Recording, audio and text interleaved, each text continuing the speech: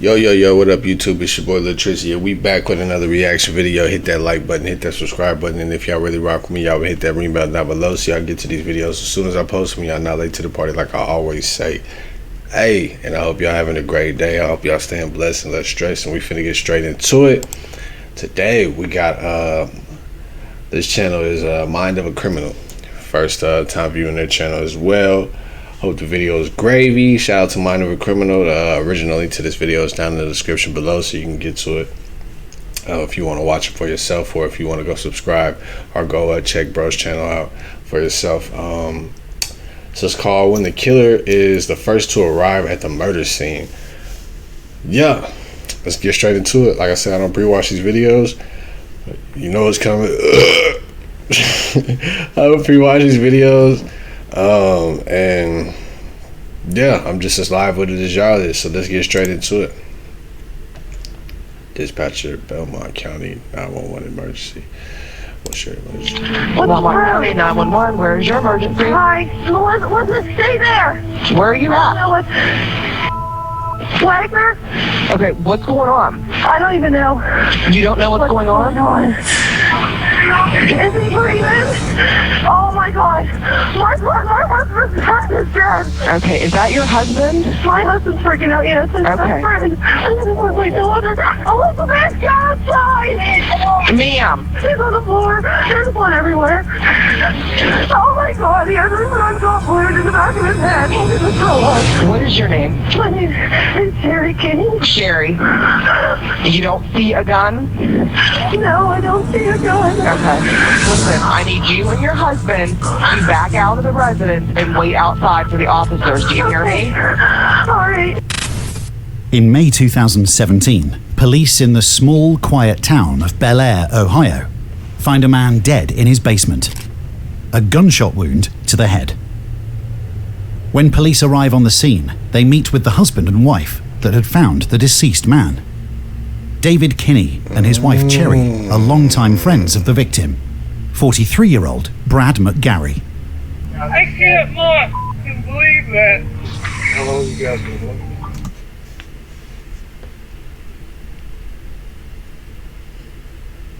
looking?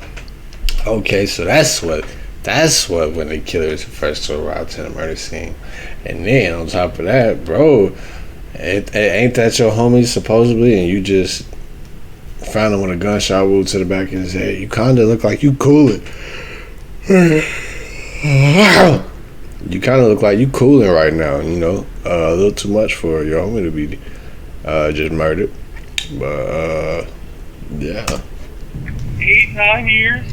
Oh yeah. My kids call him Uncle. He's supposed to go to the Bahamas with us in August. Best buds, at least. Yeah, he's one of my best friends. He met him in coal mining classes years ago, and we just took him in as family. You see how they keep trying to explain how close he is with bro and his relation with bro and what they did. I'm trying not to freak out. I'm sorry. I can't not see it, man. I'm not supposed to see that, man. Where'd you go from the beginning? How you coming out here? That right there is a weed eater, is the whole plan. Okay. The weed eater? Yes, sir. We come to the basement door and knocked. Because my daughter knocked on the front door. I told her, I said, sis, go knock on the back door. She went up and knocked on the back door. The door was open. I went up right behind her. I noticed that the kitchen was scattered. There was stuff all over there. I told my wife, I said, Sherry, something's wrong. When the police look in the basement, they find the body of Brad McGarry lying face down on the floor with a pool of blood around his head. Brad McGarry was an openly gay man in a small conservative neighborhood. His friends state that he had just ended a relationship with a man named Scotty, but they didn't know his last name. They stayed with him like that. He's the last relationship he was in. It was pulled off, and he hasn't been with anybody. I feel like it was just for.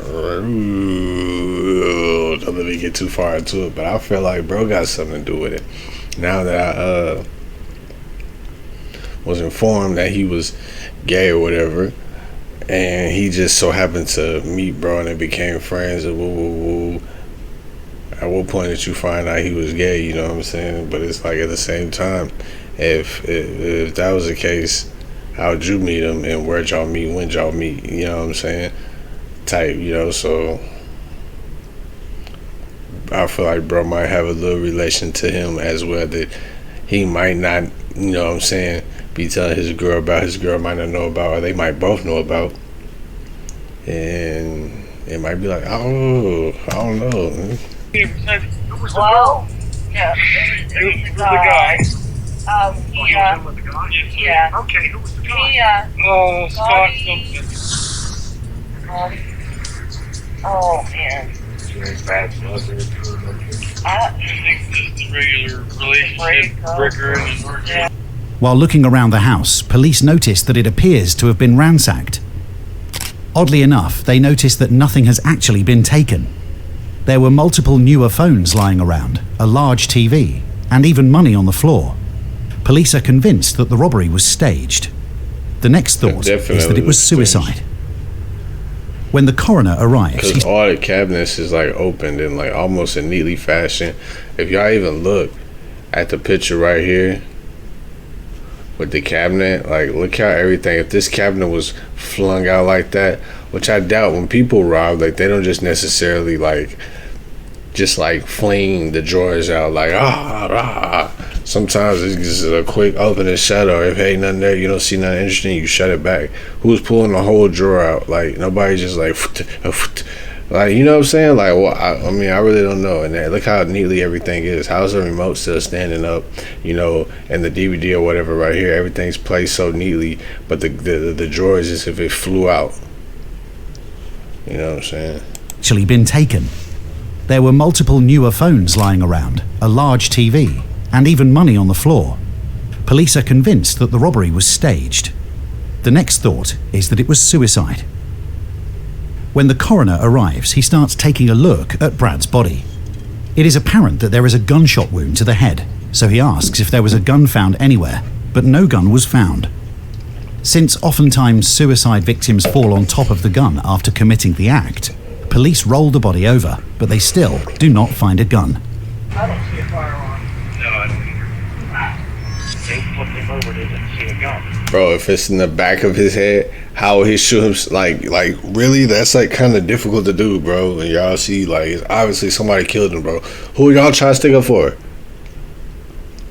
Like, the fuck? Like, obviously somebody been shot in the back of the head, bro. For them to go all the way out of their way to shoot themselves in the back of the head, then there's no gun in range. And how would he shoot himself in the back of the head and then fall on top of the gun?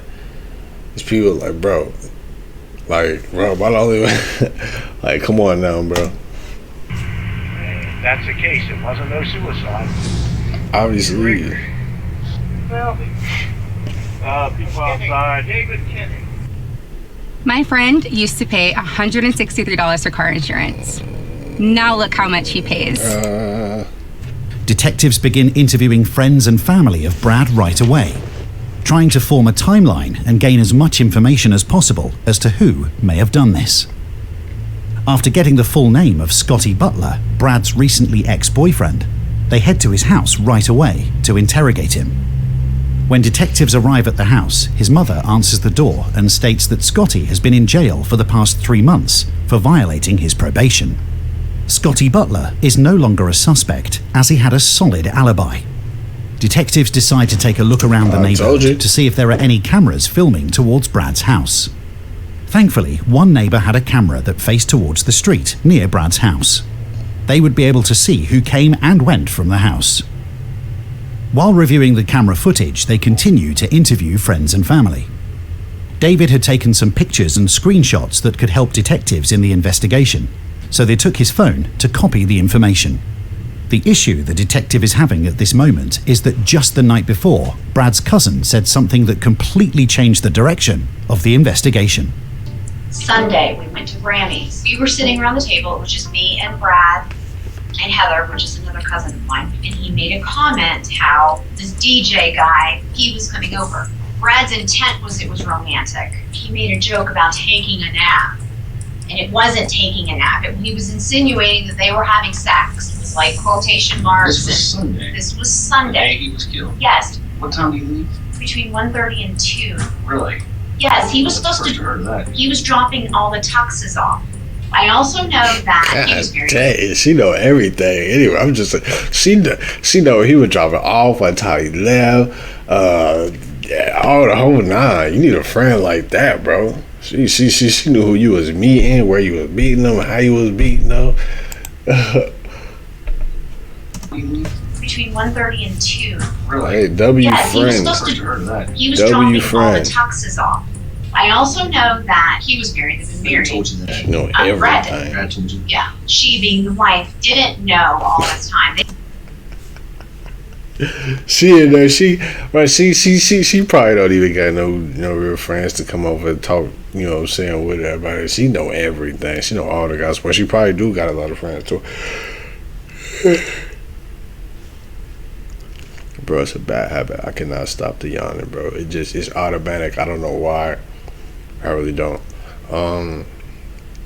But yeah, she know everything. She coming with the, even on Brandon, and Brandon know Ashley's sister, because his sister was in some with her cousin, but her cousin is the third brother. Yeah, like yeah, she know everything, bro. They've been doing this for years. From what I understand, the two of them, Brad and DJ, kind of, I don't know if they laid low or they completely broke up. I guess they call him DJ or David Kenny. Really? Yes, it's the only guy. I knew that. Because it's the only guy he's ever told me about. It's the guy. That's him. The guy. That's him. The detectives made David believe they took his phone for the pictures he had, but the truth was they were tracking where his phone was when Brad was murdered, as well as finding proof that him and Brad had a relationship beyond friends. Told you. I freaking told you, bro.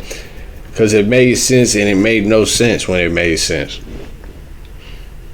Because it's like, how did him and, like, if he was originally gay, how did him and him just so-called meet, you know, at the age they were already at? How did they meet and just become these close friends? And then, like, to the point where you introducing him to your girl, and then y'all letting them stay, move in, you know, stuff like that. And then, yeah, then y'all find out he's gay, like, during that time, or y'all find out he's gay right before you let him move in, or did your boy already know that he was gay from the start because he had something to do with him?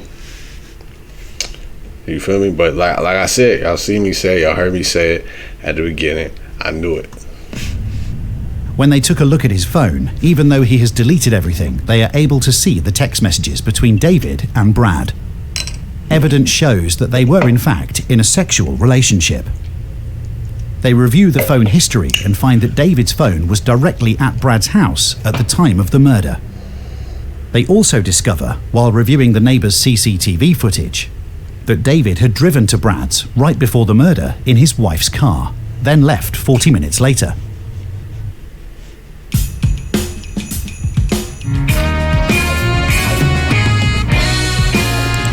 I'm not finna listen to that, bro.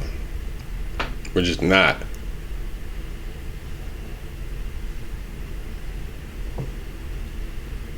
I'm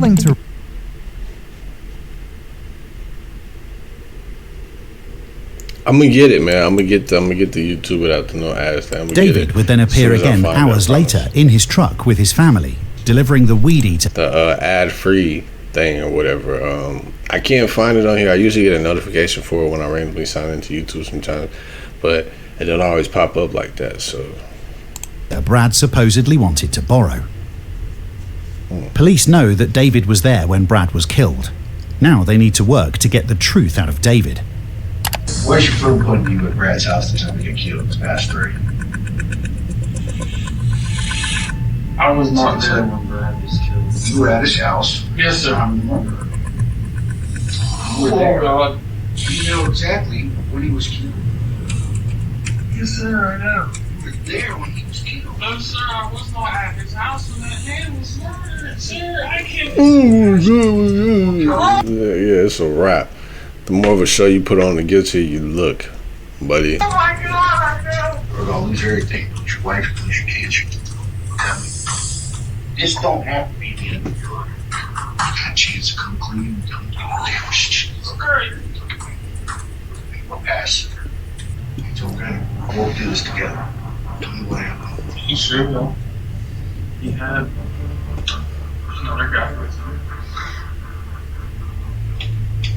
I don't know who he was. I don't know his name. I'm swearing on everything. Just older now. What happened next? He went in the garage. It's okay. Oh. He traumatized now. What happened next? So rap, buddy. So rap, buddy. So rap. Traumatized now, bro. It's for life. That's all I gotta say. Who he was, I don't know his name. I'm swearing on everything. Just older now. What happened next? He went in the garage. It's okay. Wait. What's going on? What did I miss? What did I miss? This don't have to be the end of your life. That chance to come clean. Don't do that shit. Okay. We're past it. It's okay. We'll do this together. Tell me what happened. You sure though? He had another guy with him. Oh, okay. You got another dude. I don't know who he was. I don't know his name. I'm swearing on everything. Just older now. What happened next? He went in the garage. It's okay. Oh. Tell me. So you killed, bro, because he had an affair with you. Like, I couldn't imagine killing another dude. Not like in that fashion. Like, no, like throwing it all the way for that. Like, nah. What happened next? He was so scared. You heard a gunshot? The guy came running out of the garage. He got to Brad's BMW. And then I left. Cap. That's gotta be cap. There's a couple things you need to know. Brad's front seat in the Beamer was full stop that he broke with the wedding. Yes, sir. Yep. Passenger. Sir, that guy went back into the BMW. Doing this job for many years, the detective knows that people subconsciously hide their face when lying, especially from police. The police also know that Brad's SUV was still at the house and had not left since Brad was killed. So this version of David's story is a lie. We got to the house. I'm telling you the garage truth of more. There was another man there. I swear to you, God, to you, I do not know his name. I do not know his name. It was you. You was the other man there. It's just over, bro.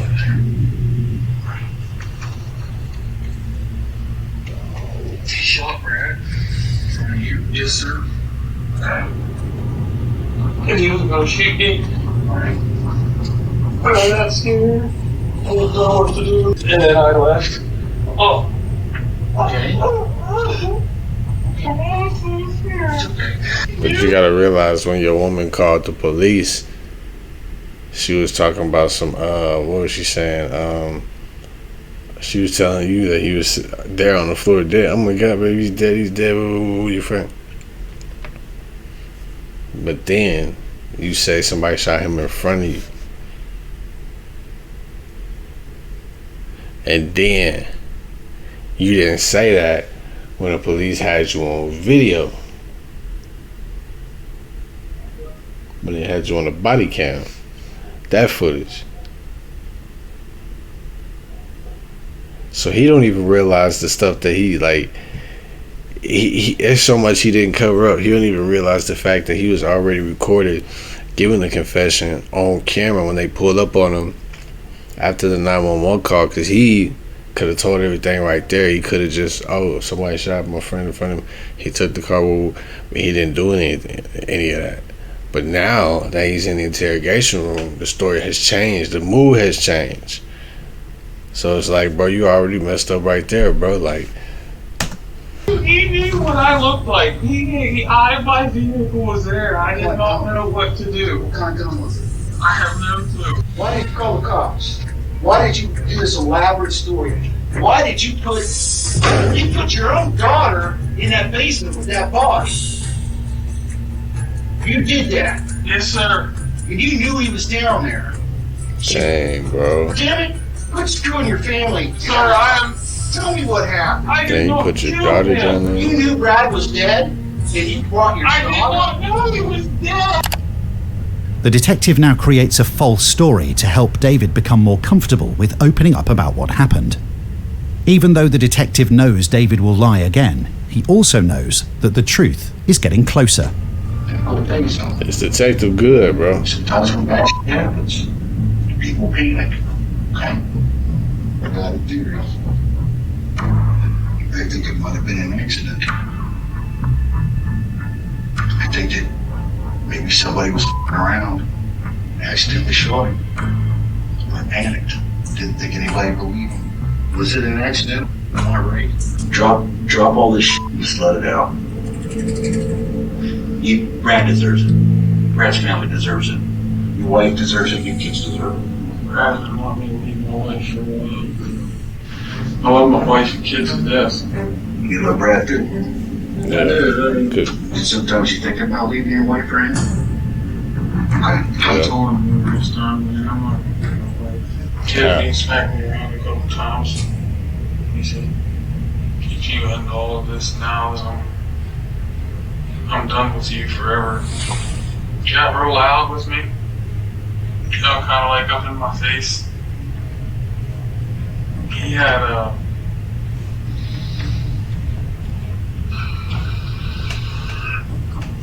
those little derringers. Cross the line, man. Stop. Look at me. Let it go. Tell me what happened next. He had it in his hand. Just kind of like waving it at me, you know what I mean? Okay. Telling me, you know, you're up, I'm tired of you, I can't leave my emotions this long just to call it quits. He kept waving it at me, so I grabbed it. Okay. What happened after you grabbed it? I pushed him. Okay. And what happened? I saw. After this statement, David stops talking and asks for a lawyer. And even though he says he shot Brad, he will go to court pleading not guilty. In February 2018, David was convicted of aggravated murder with a gun specification. This man was able to do a assassin's job to Look how much someone bigger he you is loved than and him. his Like, you best could have friend. just beat him up. What could he do to his enemy or someone who opposed him? Kenny, for his part, did offer a brief apology in court, although he made neither an admission nor did he offer an explanation. I would like to apologize to my Gary family for all the hurt and pain that I put you through, and for meant for any of this to happen, and I wish if I could take it all back. I know all the apologies in the world will never bring him back, but I want you to know I truly am sorry for it all. The defendant shall serve life in prison without the possibility of parole, There you go. plus 3 years beyond Plus. life. Prison records indicate that David remains incarcerated at the Belmont Correctional Institution in St. Clairsville, Ohio.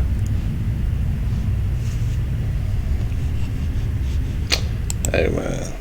That's going to do it for the end of this video. I appreciate y'all for making it to the end of this video with me. The original link to this video is down in the description below. Let me know what y'all thought of that down in the comments. Hit that like button, hit that subscribe button. And if y'all really rock with me, y'all hit that ring button down below so y'all get to these videos as soon as I post them. And y'all not late to the party like I always say. Till then, it's your boy Lil Trizzy. We out. Peace.